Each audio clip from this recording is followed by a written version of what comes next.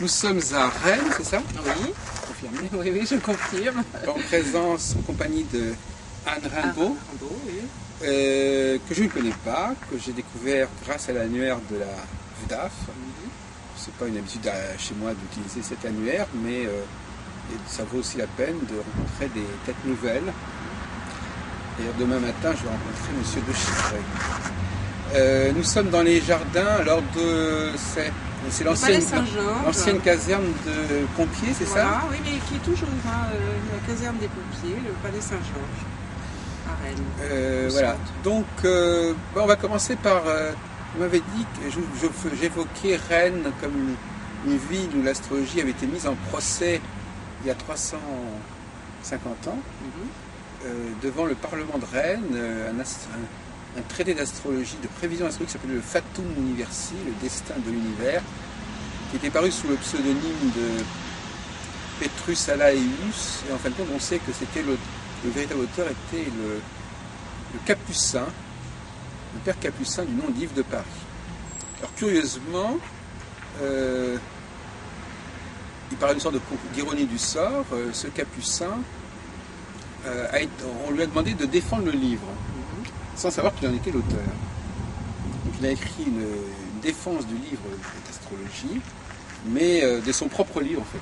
Alors, je ne connais pas exactement l'issue. Enfin, ce qui est en fait, c'est qu'on a fait une nouvelle édition avec des passages qui ont été supprimés.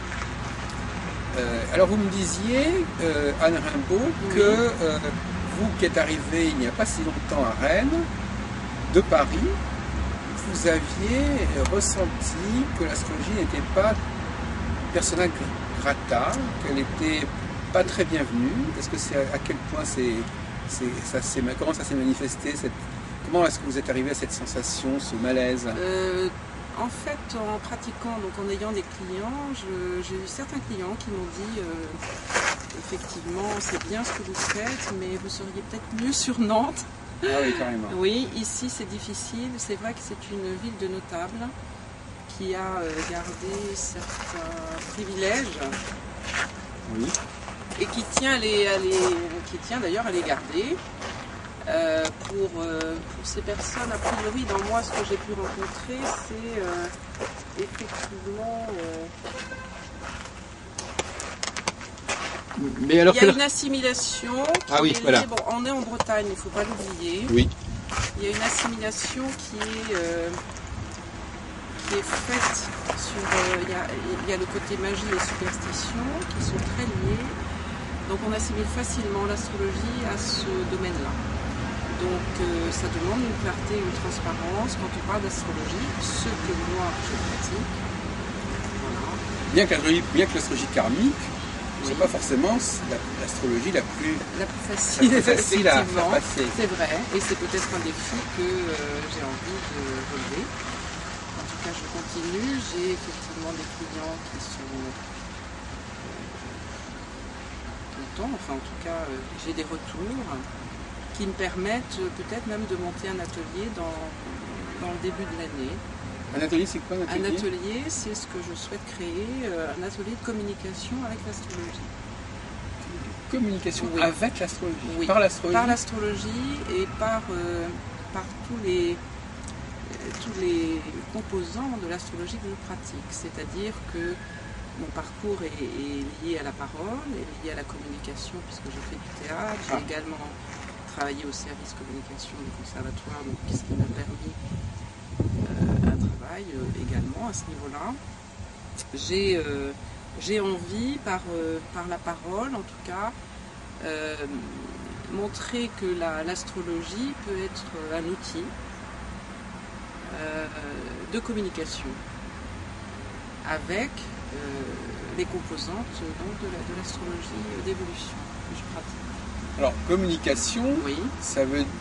Bon, ça s'oppose un peu à la forme. Communication, c'est-à-dire... vous voulez dire que le thème serait l'occasion, le lieu... Le thème, mais pas seulement le thème, la parole de la personne. C'est-à-dire que sur un thème particulier, pas forcément son thème propre, mais sur un thème particulier, c'est l'occasion de développer toutes les valeurs qui sont liées aux planètes, Ça peut être Vénus, ça peut être Mercure, ça peut être Jupiter, et voir chez l'être comment c'est vécu. C'est-à-dire avec un thème, par exemple, je ne sais pas, sur quelque chose de très concret, comment les personnes peuvent parler, et comment moi, quel travail je peux faire avec elles, avec un suivi évidemment, sur plusieurs séances. Oui, alors est-ce que ça s'apporte à ce qu'on appelle le coaching? C'est plus ou moins, effectivement, ce serait proche de ça, parce que moi j'ai déjà pratiqué ça dans mes consultations. Mais effectivement, là je souhaiterais monter autre chose, en lien également avec une autre personne qui pratique un travail sur le corps. Ah. Voilà, donc c'est-à-dire il y a le corps et la parole, et moi je souhaite axer mon travail là-dessus. C'est-à-dire à la communication par le toucher et par la parole. Voilà. Et pourquoi l'astrologie en particulier? Parce que c'est mon parcours, oui. Et que c'est un outil. C'est un outil comme un autre. Moi, je l'utilise de cette façon. Un outil de connaissance de moi-même, connaissance de l'autre, évidemment.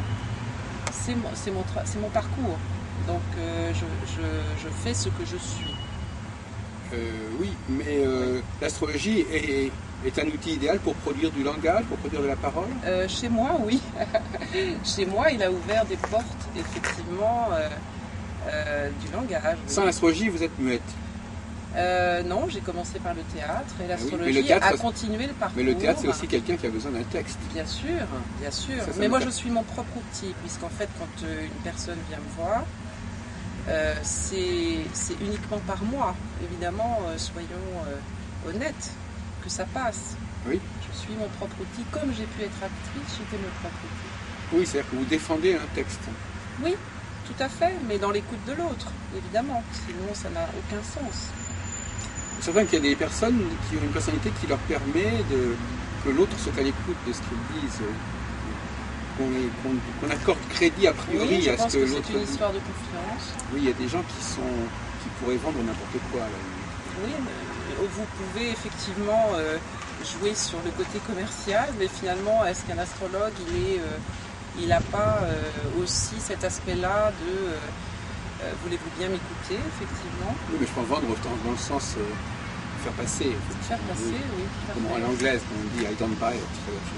Je n'achète pas ce que vous dites, je n'agrée pas. Donc effectivement, oui, c'est un parcours de quelqu'un qui a besoin qu'on lui fournisse un matériau. Ma matière est l'être humain, c'est-à-dire l'être humain que j'ai en face de moi, c'est la lecture du thème, évidemment. Oui, c'est un autre matériau, vous avez deux matériaux. J'ai deux matériaux, j'ai la lecture du thème au préalable et l'être humain qui vient me voir. Et là, il se passe quelque chose dans l'instant. Parce que lui-même, il faut qu'il se laisse travailler par l'astrologue. Oui, mais c'est vrai que c'est un... Comment dirais-je, c'est une... Oui, très juste, tout à fait. C'est une rencontre, en fait. C'est une rencontre et ce n'est jamais anodin et c'est toujours ni anodin ni anecdotique pour moi, je dis bien. Dans la mesure où l'autre vient m'apporter sa matière à lui et me fait confiance à ce point-là. Et j'en suis... c'est un moment unique, comme au théâtre, c'est pareil. Vous avez les mêmes sensations? Oui. C'est un instant de... Je n'irai pas jusqu'à dire partage, mais de communication particulière.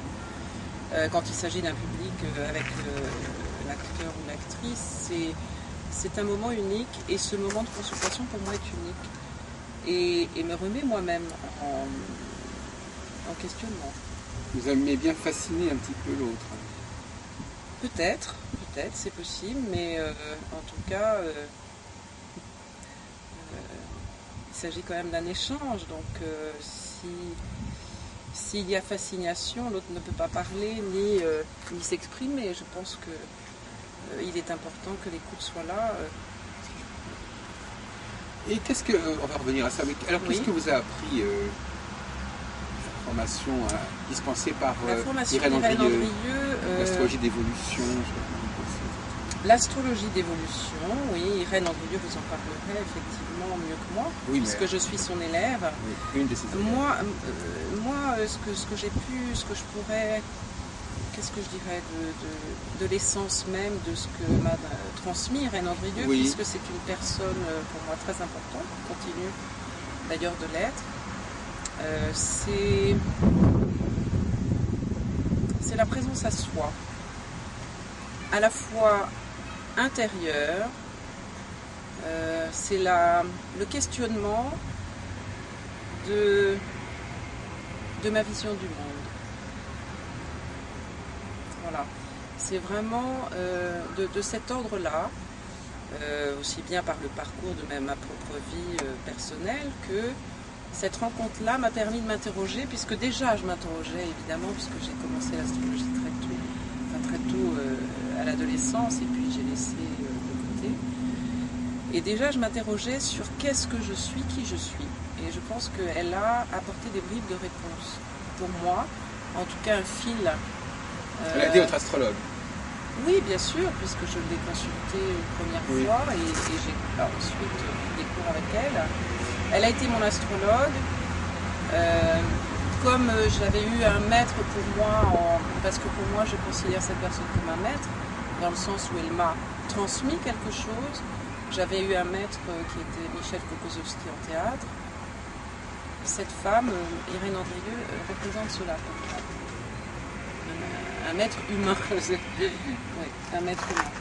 Mais ce qu'elle vous a appris, à votre avis, elle vous l'a appris grâce à ce qu'elle savait de l'astrologie? C'est par son enseignement, bien sûr. C'est par et tous les jours, je continue évidemment à en apprendre sur moi-même, parce que finalement, l'astrologie, pour moi, c'est le sens de qui nous sommes et quelle est notre relation au monde et à l'autre. Mais ce que je ne comprends pas très bien, c'est oui. L'astrologie, elle ne nous parlait pas spécialement de vous, en fait. Si, bien sûr que si, puisque l'astrologie qu'Irène Andrieux enseigne parle de tous les questionnements que l'être peut avoir dans sa vie, de son cheminement, de son parcours et de pourquoi il lui arrive ce genre de choses, et voilà. Et je pense que Irène Andrieux m'a permis un certain lâcher prise sur des images de moi-même, sur des images. Quand vous dites Irène Andrieux, oui. C'est son enseignement ou c'est elle? C'est les deux, parce que ça ne... Si vous voulez, moi je ne peux pas comparer, puisque c'est uniquement cette personne-là qui m'a renseigné. C'est à la fois son discours, c'est son regard porté sur l'élève et l'attention qu'elle porte. Voilà. C'est son exigence. Et je pense que c'est le maître mot qui lui correspond. C'est l'exigence qu'elle a en tant qu'être humain vis-à-vis de la présence de l'autre et de sa... Comment dirais-je? C'est la personne qui m'a permis d'accéder à une certaine vérité de moi-même. C'est-à-dire qu'il y a un mot qui est assez fréquent dans l'esprit karmique, c'est la notion d'épreuve. Non, pas du tout. Est-ce que ça n'est pas... Est-ce que le karma n'implique pas de se préparer à vivre certaines épreuves? Non, le karma, il est à chaque instant. Ça veut dire que le karma, il est dans à la fois les pensées que nous-mêmes nous créons. Nous créons le karma à chaque instant. Et il y a l'épreuve, s'il y a lieu, comme les réussites sont liées à nos façons de réagir face aux événements. Mais pour revenir à cette expression même d'astrologie karmique, est-ce que ça sous-entend nécessairement les vies antérieures? Est-ce que ça sous-entend nécessairement un programme de vie? Je pense que en fonction de certaines personnes qui viennent en consultation, moi je n'aborde pas systématiquement le karma, parce que il y a des personnes, c'est selon le niveau d'évolution de la personne, c'est selon son niveau psychologique. On ne peut pas se permettre de balancer du karma à tout va. Enfin, c'est hallucinant. Enfin, pour moi, ce n'est pas juste. Ce n'est pas juste. Chaque personne peut entendre ce qu'il peut entendre. Donc le karma, bien sûr, moi je n'ai aucun doute là-dessus, bien sûr, parce que c'est mon... je le savais déjà avant... Je le savais déjà, comment vous expliquer. C'est un peu comme un révélateur. Oui. C'était un révélateur pour moi. Parce que ce parcours-là, ce parcours-là, pour moi, j'avais déjà été voir de quoi il s'agissait. Maintenant, la personne n'est pas forcément prête. Je pense que cela demande une grande humilité de toucher à ce genre de choses, puisqu'il s'agit de l'être, de ses façons de fonctionner, de l'épreuve qu'elle vient de traverser, si c'est le cas. Vous voyez, je pense que... Mais l'astrologie, elle fournit quoi? Elle fournit un diagramme, elle fournit une sorte d'agenda, comme on dit. Un agenda, oui, ça c'est très juste, puisqu'en fait, au niveau des cycles, on a vraiment un agenda qu'on appelle, nous, astrologues d'évolution, l'agenda du projet de vie. Donc on a effectivement des échéances qui existent. Maintenant, selon ces échéances, il n'y a pas de règle. Ça dépend comment la personne a réagi. Et tout est là, ce miracle existe, d'accepter ou non et de voir, comment dirais-je, quelle est sa lecture du monde, vous voyez? C'est-à-dire que les événements, ils arrivent forcément. Ils arrivent forcément, les événements. Si vous voulez, le principe de l'astrologie d'évolution, c'est que ce que vous êtes, c'est ce que vous avez été, d'une part, mais ce que vous êtes à l'instant, c'est vous-même qui créez votre futur. Vous voyez? Donc tout est possible. Donc tout est possible. Oui. Et alors le thème astral, qu'est-ce qu'il... Le thème astral, il est la lecture de cet agenda avec le lunaire et leur cycle, avec les transits, mais surtout les cycles solilunaires. Le cycle solilunaire, c'est les nouvelles lunes. Oui. C'est à la fois comment se situe le soleil et la lune dans le thème natal. Voilà, c'est un peu la marche de Rudyard.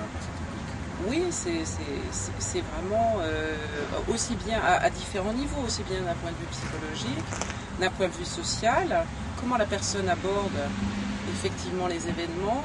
On a déjà, en tant qu'astrologue d'évolution, une lecture. Maintenant, la personne qui vient nous voir, nous ne savons pas comment elle a réagi aux événements, à cet agenda qui, a priori, avec les dates, qui est concret. Comment a-t-elle réagi? Parce que ça, c'est le mystère total. C'est le jour même de l'entretien que nous savons. Voilà, donc c'est là que il va falloir faire ajuster un petit peu. Et bien sûr, puisque les épreuves, il y a des êtres qui ont vécu des épreuves pour certains, et pour d'autres, c'était rien du tout. Vous voyez ce que je veux dire? Ça ne veut rien dire pour moi. Ça va être quel est le retentissement du thème sur la personne? De sa vie, sa vie, puisqu'on parle de vie. C'est le fil conducteur, c'est quand même la vie aujourd'hui, là, dans le moment. Qu'est-ce qui se passe dans le moment, pour moi? Et alors, pour savoir cela, vous travaillez... Donc le thème natal, vous l'examinez au moment où la personne fait de la consultation? Pas du tout. Pas du tout, j'ai un travail préalable. Non, mais je veux dire qu'il va être lu au travers de ce qui se joue maintenant. Complètement, avec les indications du thème de naissance, puisque le thème de naissance est un peu comme un cliché d'un parcours antérieur, on va dire, avec une personne qui rapporte un bagage finalement, un bagage avec elle. Et là, ce jour d'aujourd'hui, qu'en avez-vous fait?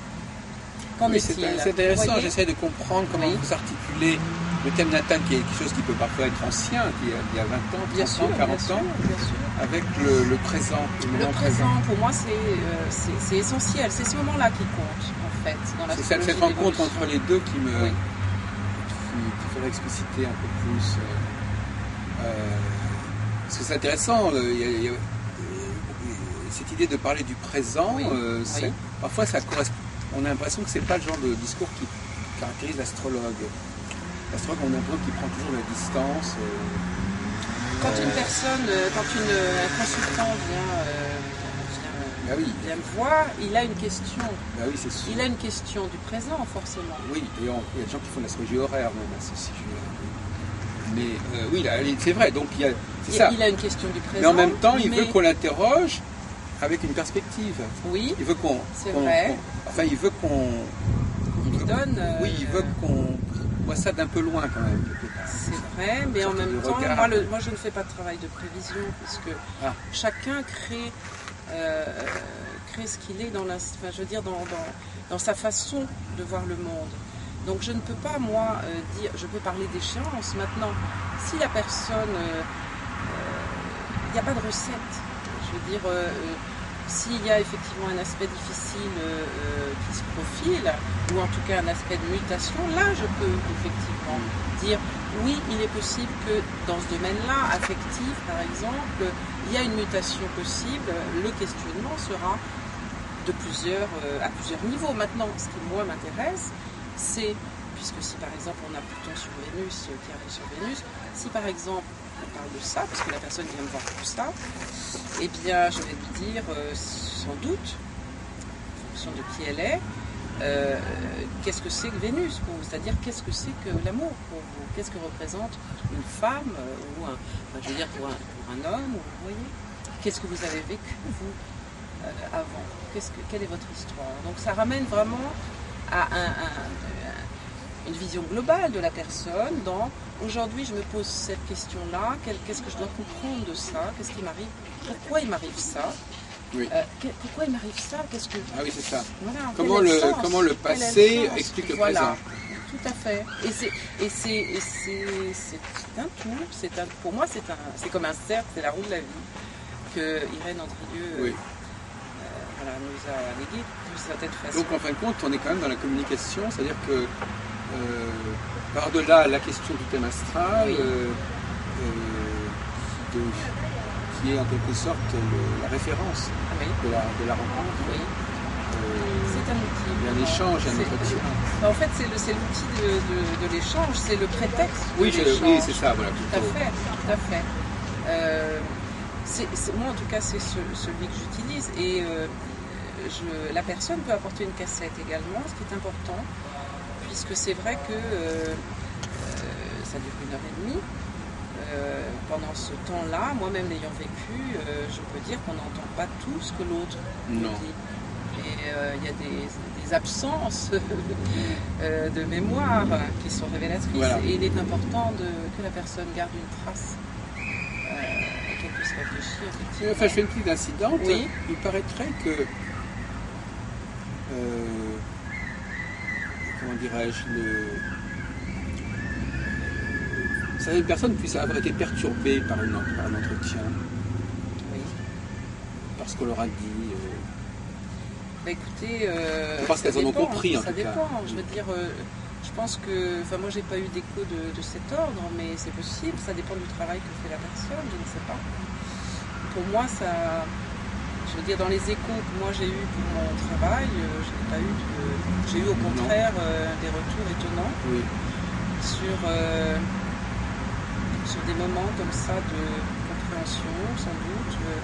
Est-ce que vous êtes demandé pourquoi, justement on parlait de pourquoi est-ce qu'il y a des personnes qui préfèrent, qui ont une sorte de préférence pour l'astrologie plutôt que pour une autre forme de support? Oui, moi peut-être que je dirais comme ça à l'intuition, il est possible qu'elles aient déjà une relation au monde, c'est-à-dire au cosmos, qu'elles aient déjà une expérience de cela, même enfant, ou en regardant les étoiles. Je pense qu'il y a comme une interrogation chez ces personnes, moi c'est ce que j'ai pu... Non, parce qu'on a parfois l'impression, au fond, on a l'impression qu'avec l'astrologie on a un plus, il y a un petit plus qui est justement, je ne sais pas ce que vous en pensez, c'est-à-dire que à la fois, on a l'impression que la personne, elle est là, mais en même temps, il y a son thème, qui parle un peu à sa place, quelque part, qui s'ajoute à elle-même, et qui est peut-être plus visible qu'elle-même, enfin qu'elle pense plus visible qu'elle-même. Et donc, on peut se demander si, sans ce thème-là, elle se demanderait si le thérapeute, le psychologue, pourrait avoir vraiment accès à elle-même, si ce n'est pas une clé indispensable pour ouvrir son psychisme en quelque sorte. Peut-être... Comme si elle se sentait particulièrement hermétique oui. et qu'elle pensait qu'il fallait vraiment une clé vraiment concrète et avérée pour pouvoir y entrer, et que si on n'avait pas cette clé-là, ça ne marcherait pas. Je pense que pour certaines personnes, c'est le cas. Moi, j'ai pu le rencontrer, effectivement. J'ai pu le rencontrer et c'était le moyen pour elle effectivement d'avoir un accès à certains espaces d'elle-même. Parce qu'il y a certaines personnes... le permettait. Oui, parce qu'il y a certaines personnes qui désespèrent un petit peu de rapport à l'autre. Oui. Et qui, par conséquent, ont besoin que l'autre ait un plus. Parce que s'il est comme tout le monde, finalement, il ne vaut pas plus que les autres. Donc il faut qu'il y ait une valeur ajoutée pour que, à nouveau, une certaine confiance, un certain transfert puisse se faire. Oui, on parle bien de transfert. Oui, c'est ça. Mais alors, donc, existe, le transfert. La personne qui en demande de transfert astrologique, c'est quelqu'un qui a une problématique particulière, qui est celle. Est-ce qu'on peut généraliser ça? C'est difficile. Oui, je sais. Oui. Ah bon, d'accord. Est-ce qu'il y a une essence particulière? Est-ce qu'il y a bien un profil particulier? Je ne sais pas. Moi, je crois que c'est important. Oui, je sais que l'astrologue refuse cette idée du profil, du portrait type du client. Mais en même temps, je pense que quand on veut travailler sérieusement, il faut quand même avoir une certaine idée du genre de problème qu'ont les gens qui viennent nous voir. Bien sûr. Autrement, les gens peuvent dire ça dépend, on ne sait jamais. On ne peut pas travailler très sérieusement si, je sais pas, par exemple, quelqu'un qui est vétérinaire, il soigne des gens, il sait à peu près le genre de problème qui vont se poser. Oui, quelle est sa clientèle? Il sait à peu près. En tout cas, malgré tout, il faut qu'il soit prêt. Oui. Il faut qu'il soit. Et je crois que, moi j'ai dit, je dis ça en passant, mais quand on sait, si jamais il était exact, effectivement, les personnes qui vont voir l'astrologue sont des personnes qui ont une difficulté relationnelle, qui ont une difficulté dans le regard de l'autre. Oui. Et bien à ce moment-là, ça fait partie de l'information qu'on a sur elle. C'est-à-dire que la demande d'astrologie serait en elle-même une information sur soi-même. La personne. Le thème astral serait supposé être une représentation, une radioscopie du moi. Et donc l'astrologue étant supposé capable d'interpréter ce thème astral, il pourrait. Et moi je dis toujours, c'est la relation de l'entretien, elle n'est pas à 2, elle est à 4. Il y a l'astrologue, le client, le thème astral et l'astrologie. L'astrologue sans l'astrologie n'est pas crédible. Le client sans son thème, quelque part, le client a l'impression qu'on ne pourra pas le comprendre, que le thème va être l'outil, la clé tout à l'heure, je disais, pour le comprendre. Et donc par conséquent, c'est une relation, je disais tout à l'heure, que je disais qu'elle était relativement complexe. C'est-à-dire que tout à l'heure je disais, il y a les préliminaires qui sont nécessaires. Oui, donc c'est pas facile de comprendre exactement ce qui se joue dans la consultation. Ce qui est clair, c'est que en définitive, il y a quand même une évolution. Alors peut-être, vous pouvez nous parler de ça. Enfin, il y a probablement une évolution entre le commencement et la consultation. Vous-même, vous dites que vous le faites sur plusieurs fois. Donc déjà, expliquez-nous un petit peu comment la relation peut évoluer. Alors, la relation peut évoluer à partir du moment où la personne a une nouvelle question sur ce qui a été plusieurs mois après. Généralement, c'est pas dans l'immédiat, c'est plusieurs mois après. Et dans ces cas-là, en fonction de ce qui se passe dans le thème de la personne, il y a un travail plus approfondi sur cette question-là. Ça peut être sur l'affectif, sur ce qui lui est arrivé, effectivement, à cette personne. Et généralement, le développement s'inscrit dans aller plus loin dans l'interrogation. C'est-à-dire, si par exemple il s'agit d'un problème affectif, c'est remonter à la source de qu'est-ce que c'est que cette histoire et qu'est-ce que ça éveille en la personne. Est-ce qu'elle a déjà vécu ça? Est-ce que c'est quelque chose qui se reproduit? Qu'est-ce qui est dit dans ce questionnement? Donc c'est vraiment un travail de fond, généralement, que je fais sur plusieurs séances, en accord évidemment avec la personne, qui est de quelle est mon histoire et pourquoi je revis, puisque c'est souvent le cas, ce genre d'événement, oui. ou en tout cas sous une autre forme, mais de toute façon c'est la même chose. Ça parle de la même chose. Qu'est-ce que je n'ai pas résolu? Qu'est-ce que je n'ai pas compris de ce que je suis et quelles sont les images que j'ai de c'est ça une relation? Est-ce que c'est ça? Est-ce que c'est comme ça? Est-ce que ça doit toujours être comme ça? Quel est le serment que j'ai fait un jour pour que ce soit toujours comme ça? De ne pas souffrir par exemple. Vous voyez, donc c'est vraiment un travail avec la personne sur son histoire généalogique familiale, puisqu'il y a un arbre généalogique dans le thème, selon l'astrologie d'évolution, et c'est à travers tous ces aspects qui existent dans le thème que moi je fais un travail plus approfondi. Mais, comment dirais-je,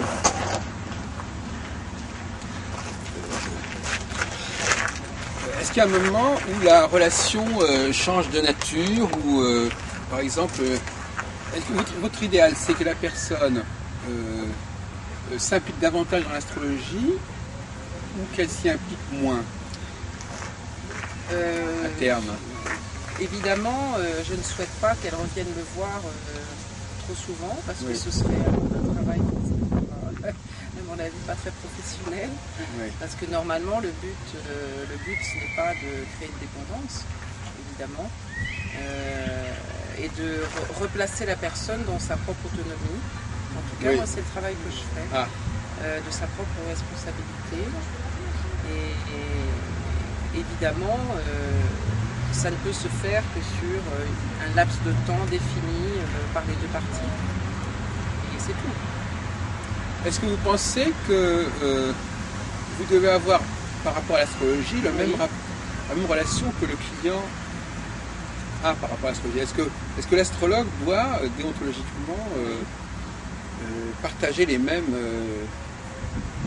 représentations de l'astrologie que ses clients? Je crois que selon le nombre de personnes existantes dans le monde, il y a autant de visions du monde différentes. Donc je ne peux pas dire qu'il y aurait une vision unique de l'astrologie, je ne peux pas dire ça. Nous créons nous-mêmes le monde qui existe. C'est nous-mêmes qui le créons. Avec ses malheurs et ses bonheurs. Tout à l'heure, vous nous parliez d'une collaboration envisagée à terme.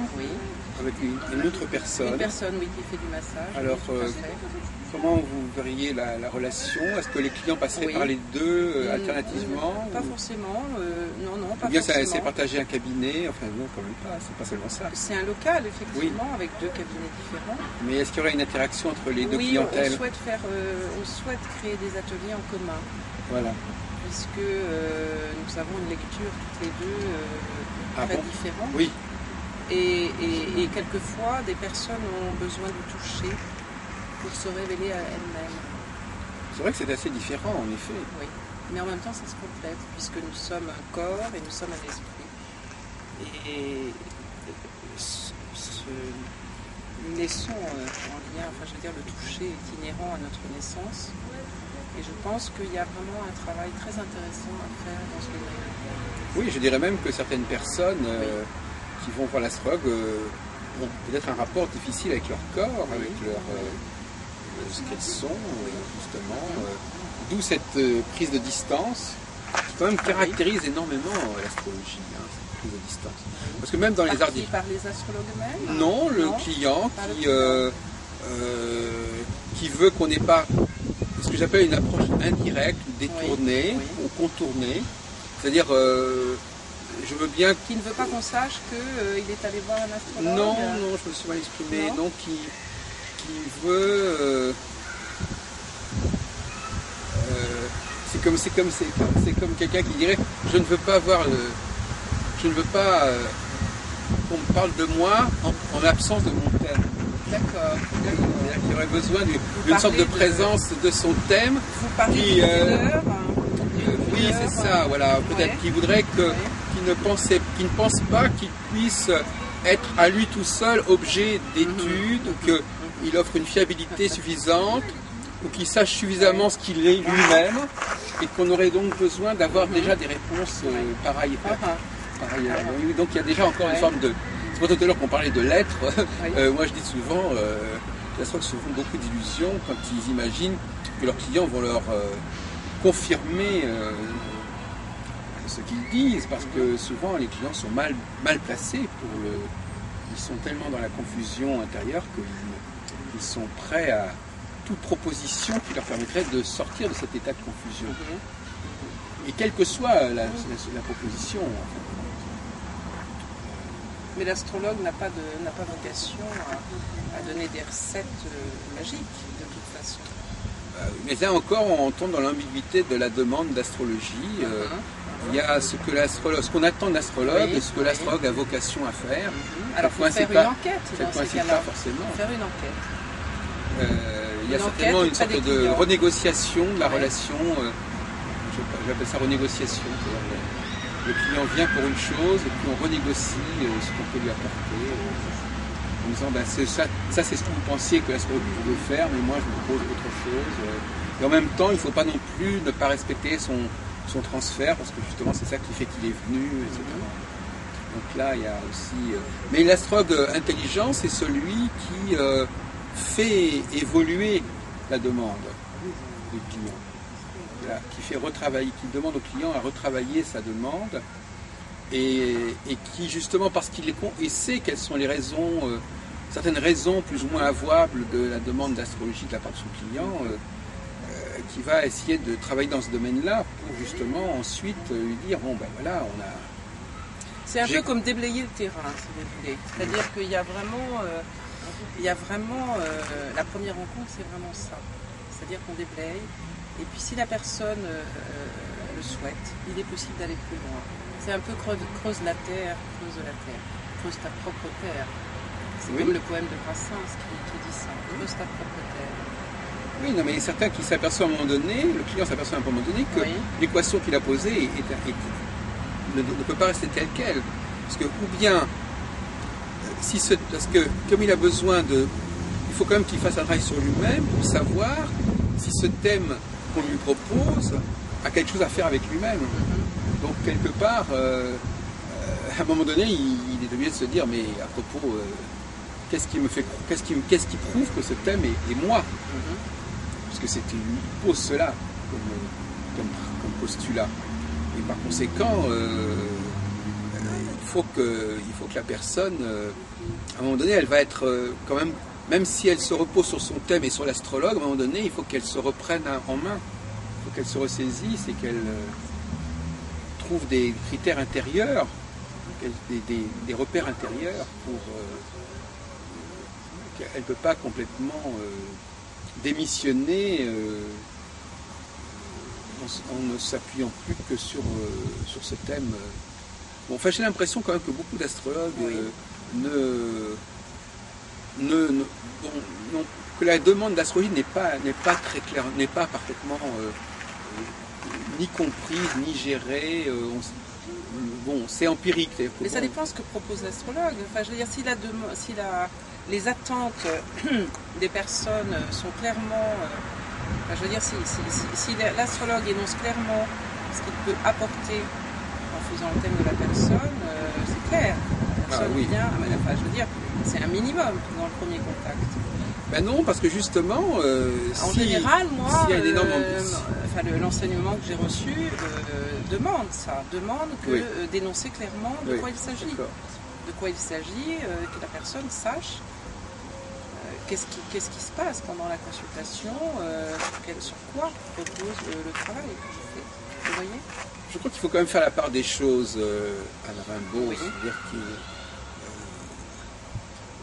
il faut considérer qu'il y a quand même une certaine ambiguïté dans la demande. Oui.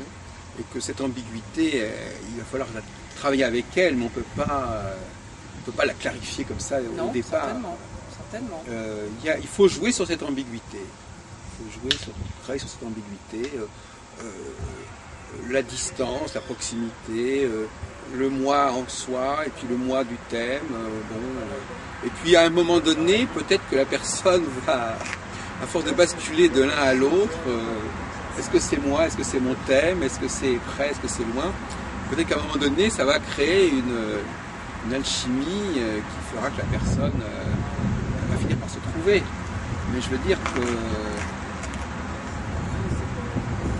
on peut toujours clairement dire les choses au départ, mais ça n'a qu'une valeur d'énoncer, et même d'un énoncé qui n'est même pas forcément juste, mais qui est un énoncé nécessaire, mais nécessaire au transfert.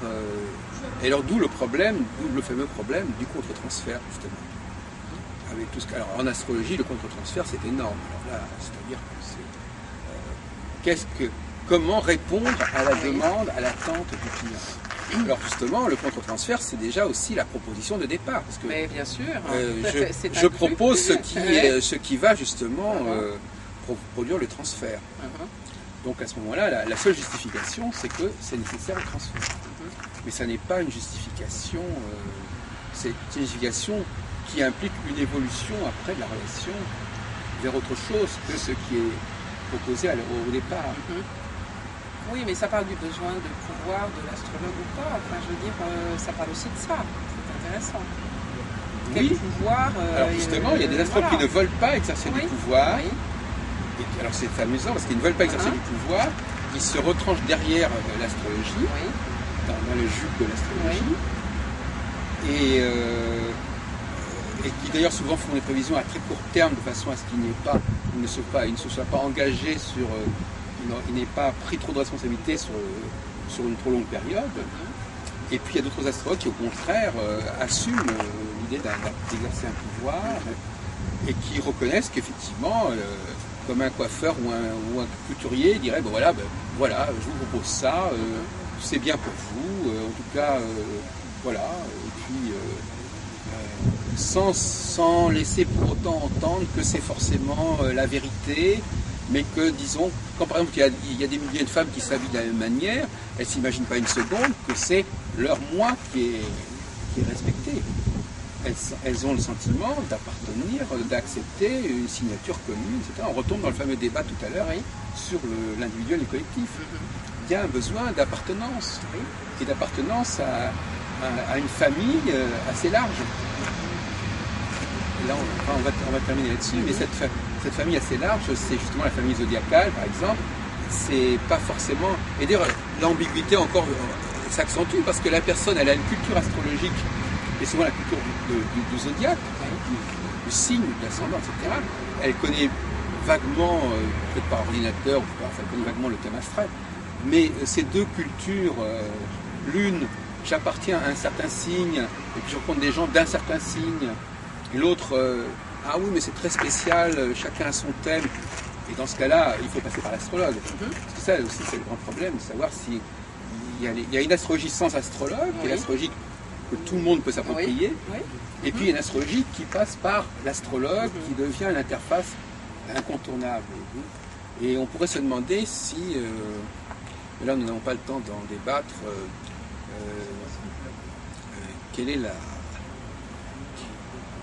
si on ne pourrait pas aller vers une astrologie...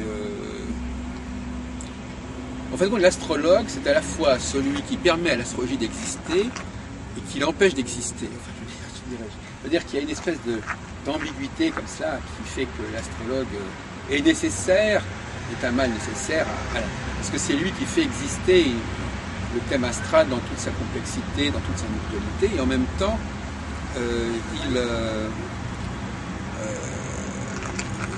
il fait écran entre la personne et l'astrologie. Parce qu'il est à la fois intermédiaire et écran. Bon, écoutez, on va aller chacun prendre nos transports en commun. Merci. Voilà, prenez aux différentes vous avez à différents réseaux d'astrologie. Oui, tout à fait, ça, aux associations. Vous n'êtes pas scotché à telle association en particulier. Non, vous allez du côté de l'AFDAF, du CEDRA, de Sphéris. Oui, parce que je suis ouverte à ce qui existe en astrologie, en tout cas comme diffusion des courants. Pour moi, c'est important. Voilà, vous glanez des informations, vous lisez des textes à gauche, à droite, c'est bien, ça permet d'avoir une certaine humilité, ne pas penser qu'on s'intéresse qu'à un seul. Voilà. Non, mais humilité de ceux qui organisent des choses. C'est parce qu'on s'intéresse à tout est intéressant, effectivement. Enfin, pour moi, tout est intéressant dans les courants actuels d'astrologie et certains sites également. De jeunes personnes font des choses très intéressantes. Par exemple, Autour de la Lune est un site très intéressant. Oui. De jeunes astrologues qui cherchent. Ça s'appelle comment ça, Autour de la Lune. C'est quoi l'adresse C'est ça, autour de la Lune. Je ne sais plus. D'accord, on ira voir. Vous pouvez le trouver et c'est passionnant. Ils font un travail très intéressant, aussi bien historique aussi au niveau de certains astrologues qui cherchent. J'irai voir ça tout de suite. Ouais. Eh bien, j'espère que vous allez devenir une fidèle de Téléprovidence, que vous allez trouver également votre profit de cette fréquentation, peut-être même de grandes conjonctions.